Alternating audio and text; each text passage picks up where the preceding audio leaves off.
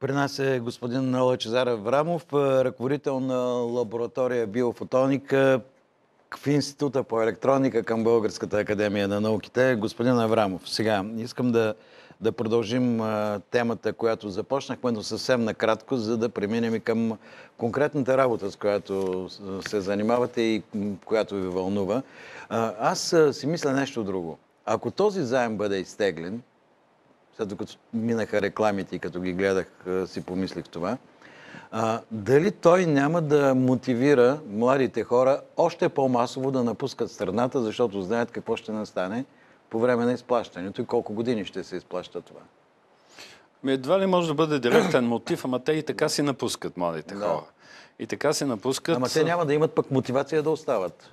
Да, така е. Ще имат мотивация да не се връщат. Да. Така е, за съжаление. Ами то явно правителството иска да управлява така, че да има толкова пари, колкото поиска, но той всеки може така. Номер е да ги спечелиш по някакъв начин. Сега аз често ви виждам в парламента. Какво ви води в тази сграда, която е повод за много критики напоследък? Действително, участвам често в работата, по-скоро като наблюдател, разбира се, на Комисията по наука и образование. И всъщност основната причина е това, че полагам аз, разбира се, и не само аз, усилия да нормализираме държавата точно в този план, за който стана дума в началото. Държавата не да се управлява с чужди пари, които някой ще връща, а да се управлява, опирайки се на собствените си ресурси. Да. Собствените ресурси на държавата са единствено нещо. Това е собствената икономика.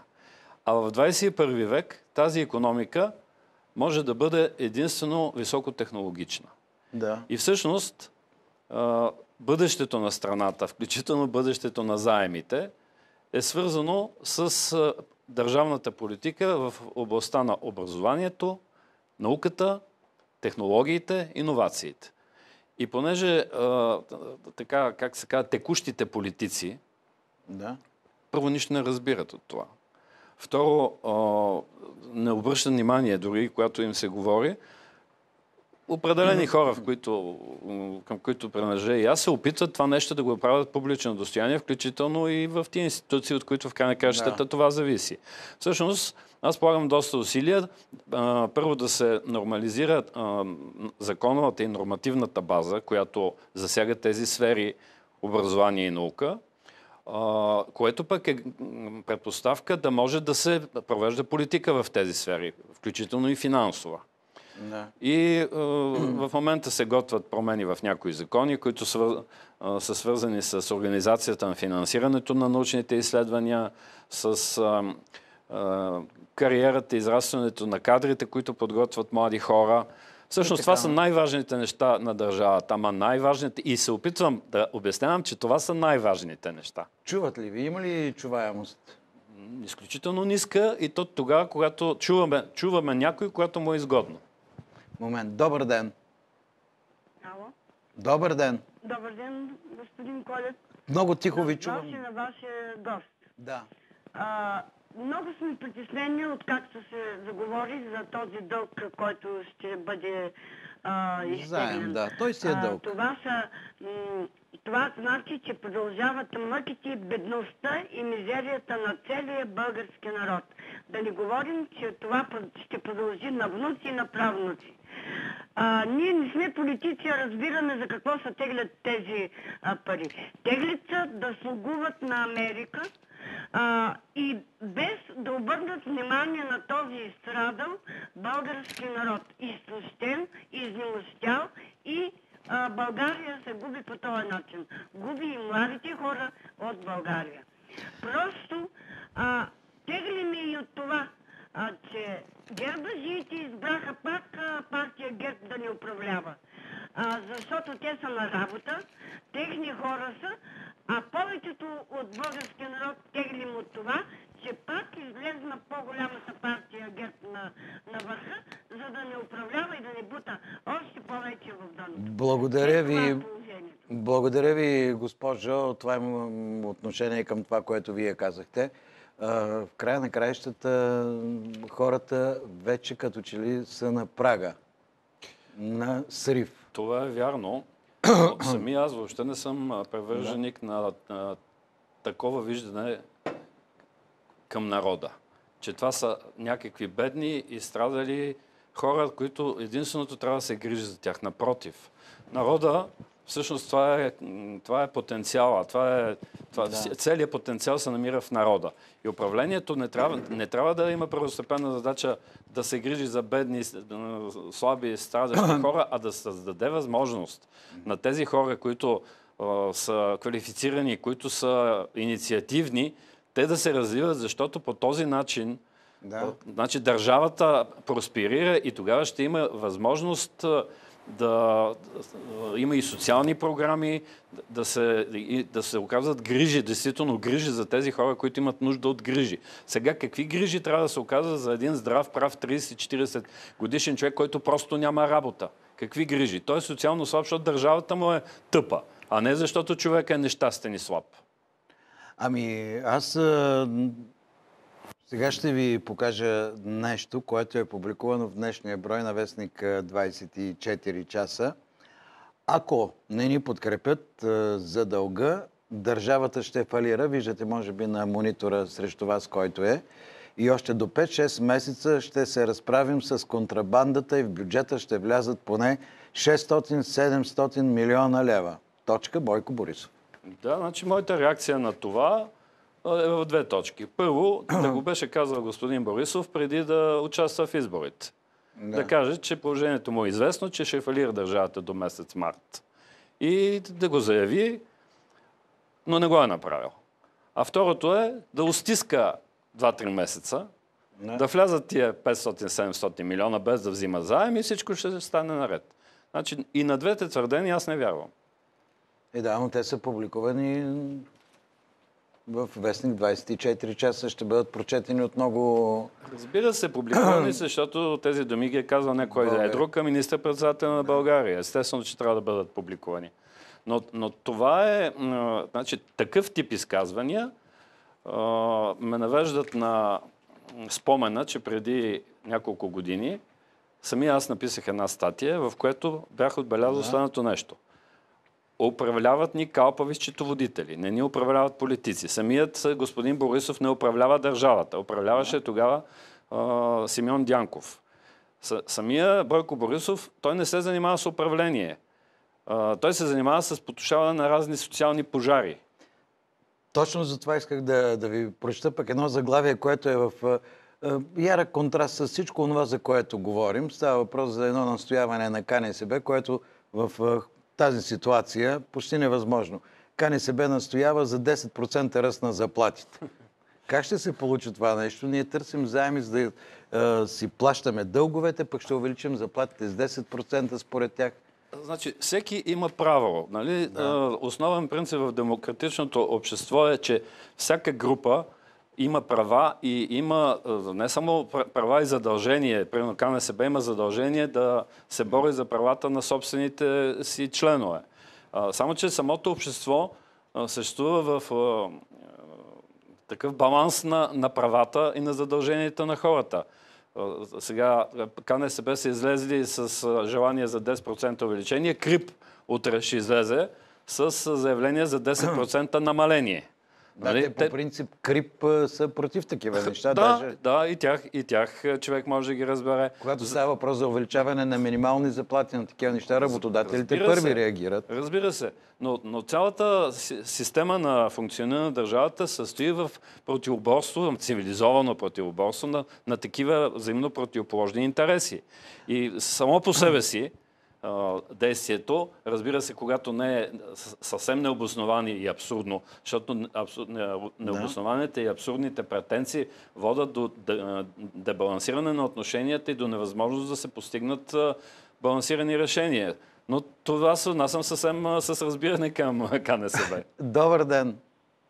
Добър ден, господин Колев. Добре ли се чуваме? Много добре. Добре. Първо, вашия гост каза, че преди 30 години сме имали много голям брутен вътрешен продукт. Може ли, господин Колев, да проверите и да го кажете в долари какъв? Да се Не посмеем мога, в малко. момента не мога да ви кажа. Ще Но проверим и ще ви проверете кажем. да видите, да не се окаже, че е бил 3 пъти по-малък дори от сега. Сега Външният за дълг, друго да. се обажда. Знаем, че е бил по-малък, да. Ние, По принцип е ние бил сме по-малък. бедна икономика Да. и затова хората, най-бедната икономика в Европа, и затова хората получават мизерни заплати. Но и така. Да. А какво означава бедна икономика? Ние трябва това да уточним. То значи не работеща Съвкупност от изобщо. бедни- Чуваме ли се? Ами според мен бедна икономика е онази Аз ще икономика. ви кажа. Да. Съвкупност от бедни, едва кретещи български фирми, оцеляващи на ръба на фалита, глобявани за стваряни, защото не могли да изпълняват европейските изисквания, произвеждащи най-ниския брутен вътрешен продукт на глава от населението в цяла Европа, съответно и доходите на хората са най-ниски. Да. Да ви казвам по-простичко. След като нашите едва кретещи фирми като цяло произвеждат малко, хората трябва да потребяват малко. Тоест, сравнително малко напечатани банкноти в оборот в държавата и ниски заплати и пенсии, за да купуват хората точно толкова, колкото произвежда нашата икономика. Много ви благодаря за това включване. Интересно обаждане на нашия зрител, но Това е интересно, дългът на България е бил по-малък, сигурно тогава. Дълга се увеличи преди 10 ноември силно. Не, преди 30 години, казва. Разбира се, че е бил по-малък. Не бива да се сравнява. Първо, самата методика, брутен вътрешен продукт е едно сложно понятие. То се смята по различни начини и особено от некомпетентни хора. Не е редно да се правят такива сравнения. Но ако се приложат еднакви критерии към българския и гръцкия брутен вътрешен продукт сега и преди 30 години, без никакво съмнение, зрителя ще получи информация, че преди 30 години нашия е бил по-висок, а сега е по-нисък. Понеже нашият зрител заговори за българските бизнесмени, аз нощи бях на една среща с бизнесмени, така представители на големия бизнес и голяма част от представители на Министерството на икономиката, заместник министри и така нататък. Аз присъствах на един разговор, който ме наведе на мисълта, че българският бизнес вече е на ръба. Не на оцеляването, но на ръба да избухне по някакъв начин. Защото тези въпроси, които се зададоха, това не беше приятелски разговор. Това беше едно обвинение към държавата за сложните режими, за абсолютно всичко и за нищо неправенето, както те се изразиха. Защото имаше една жена, която каза, че аз до преди 5-6 месеца имах 700 души работници в текстилната фирма, която имахме. Сега в резултат на всичко това имаме само 70. Значи това е бълване на хора на пазара на труда, който го няма. Значи, това е така наречената политика на austerity, т.е. на ограничения. Това е извратената финансова концепция, на която постави основи Симеон Дянков. Това е схващането, че може да се оправи положението с един единствен механизъм – затягане на колана. И то не е затягане на колана на държавата, ами докато свърши мандата, със сигурност. Той ще дойде друг. Да, така. Значи с затягане на колана и то затягане на колана не на държавата. Защото държавата не си затяга колана, тя се увеличава разходите и за заплати и на чиновници, и разходите, ако щете, и за коли в парламента, а на хората и на бизнеса. Ако държавата съкрати администрацията си 50 или 60-70%, дали това ще се усети? Значи трудно е да се каже. По-скоро няма да се усети, защото тази администрация не изпълнява функциите, които трябва да изпълнява. Без администрация държава няма. Разбира се. Но след като всичко е свито до крайна степен, увеличаването на администрацията има само... Това, между другото, типичен гръцки феномен. Увеличаването на администрацията е намаляване на безработицата. Да. Тоест назначават се хора, на които субсидиите за безработица не се дават през бюрото за труда, а се дават през заплатата в Министерството.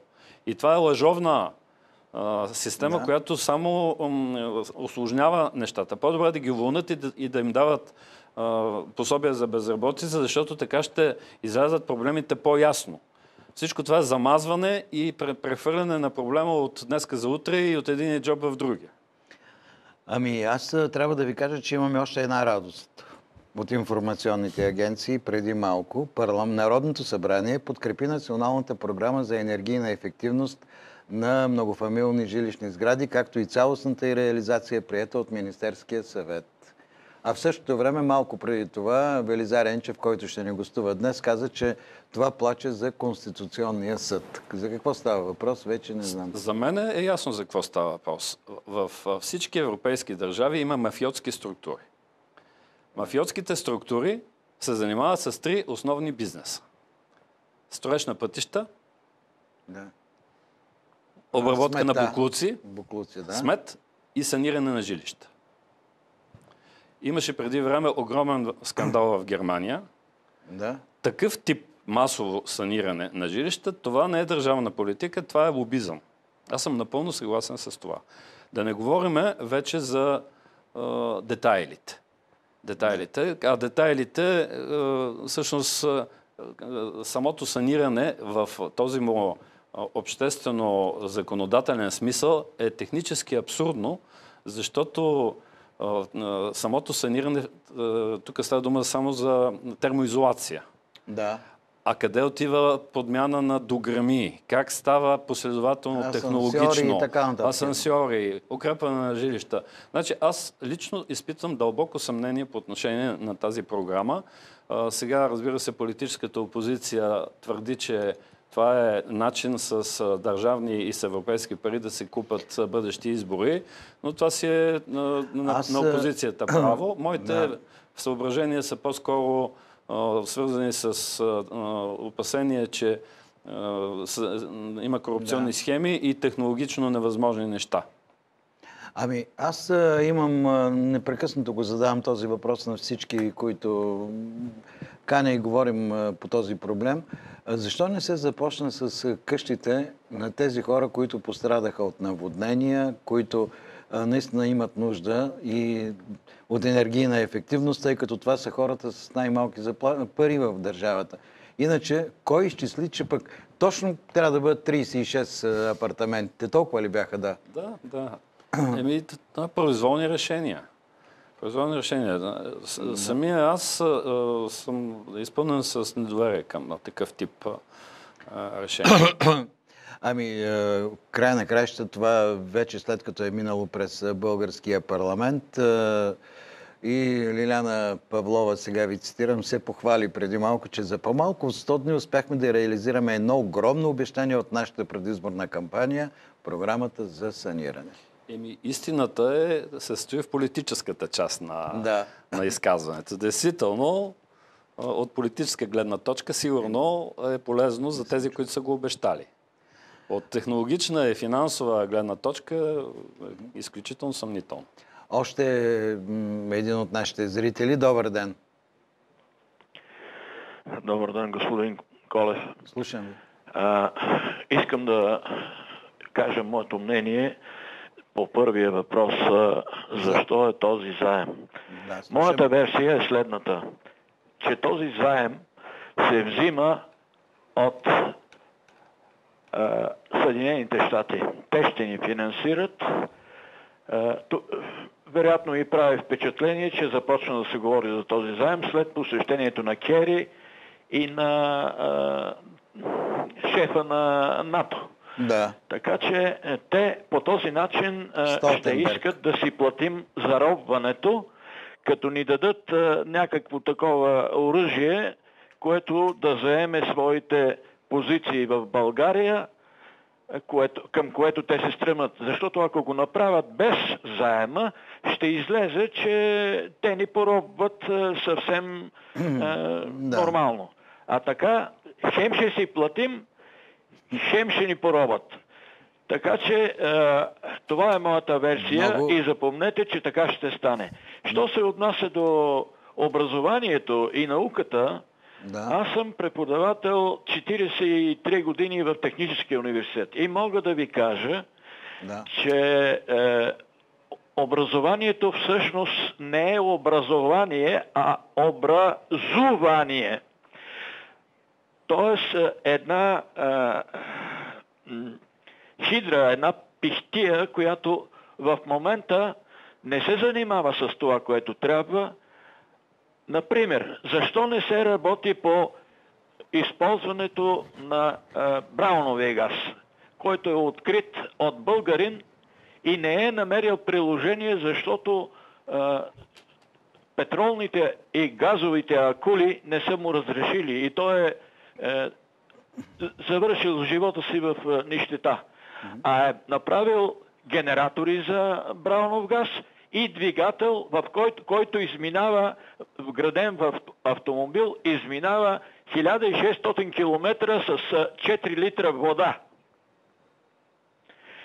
Така че защо академията не работи именно там? Защо не се разработват възможностите на дълбокия слой на Черно море, където има много енергия? Да, ами благодаря ви, професор Аврамов. Той ще ни отговори на този въпрос. Значи академията първо се състои от около 3000 души, които се наричат учени, и тя не може да се занимава с всичко.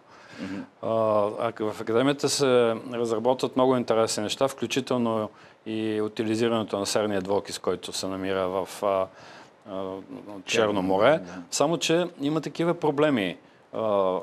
Разработката е скъпа, а интересът е наш. Такива залежи от серен от сероводород няма в други морета. Значи държавата няма достатъчно ресурси да се справи с този проблем. Това е огромен проблем и според мен е и перспективен. Но обикновено с такъв тип проблеми се справят така наречените учени от корпоративната наука.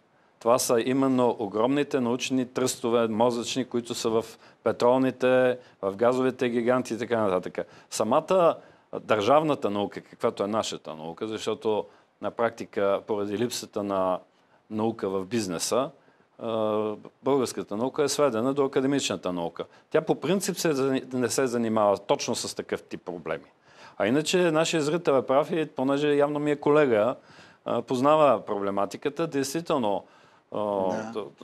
Но това е свързано именно с факта, че държавата няма политика нито в образованието, нито в науката. Не е приоритет утилизацията на сероводорода, но кажете ми, кое друго е приоритет? Приоритети няма. И затова подходът е такъв. Когато се появи възможност, било, как се казва, или под натиска на протестите на учените, или от кумова срама, да не кажат, че България е единствената държава, пък която няма наука въобще. И подходът е такъв. Или по-малко на всички, което за нас съвременна наука е абсолютно безсмислено и това е пилене на пари. Или изграждане на някаква иерархична структура с приоритети и тогава може да се очаква, че като се финансират примерно 10 неща в тази държава, едно или две ще дадат резултати и ще изплатят всички инвестиции, но това нещо го няма. Вие мислите ли, че това, с което сте се захванали, все пак да се внесат някои корекции между първо и второ четене в Закона за образованието и в изработването на Закон за висше образование, ще успее? Значи трябва да успее, защото това са законите регулират дейностите. Да. Ако ние не успеем ние под ние разбираме и учените, и експертите, и политиците, разбира се, които и депутатите, които приемат законодателството. Ако не успеем, всъщност ние наливаме вода в мизерията. Нали, законодателството не е само цел. И аз не си губя времето, просто защото си нямам друга работа.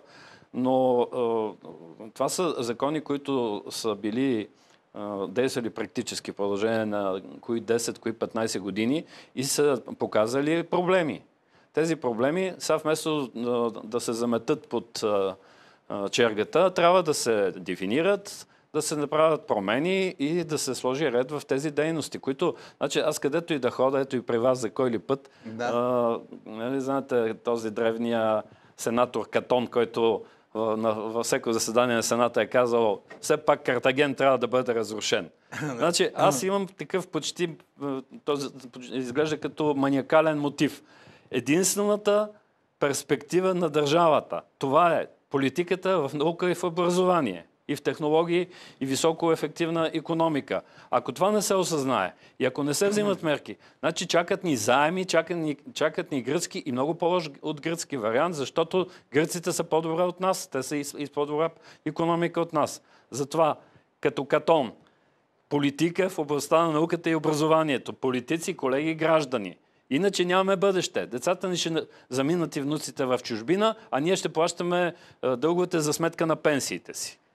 Благодаря ви за днешното гостуване. Поговорихме доста, но ще продължим, защото това са теми, които трябва да бъдат постоянно в дневния ред на държавата и на медиите, разбира се. Онези, които имат желание да го правят, защото много станаха политиците по медиите и като че ли започна да се говори едно и също. Днес пък научавам нещо друго, тъй като колегите ме предупреждават, че вече трябва да привършваме. Обаче в БСП забранили на Мая Манолова да ходи по телевизиите. Тази вечер е трябвало да бъде в Панорама, обаче са казали, че тя не може да говори по тия въпроси. Там вече е имало ограничение на изявите на политиците от БСП. Да ме поканат мен. Да, благодаря да го направят. Сега е време за реклама.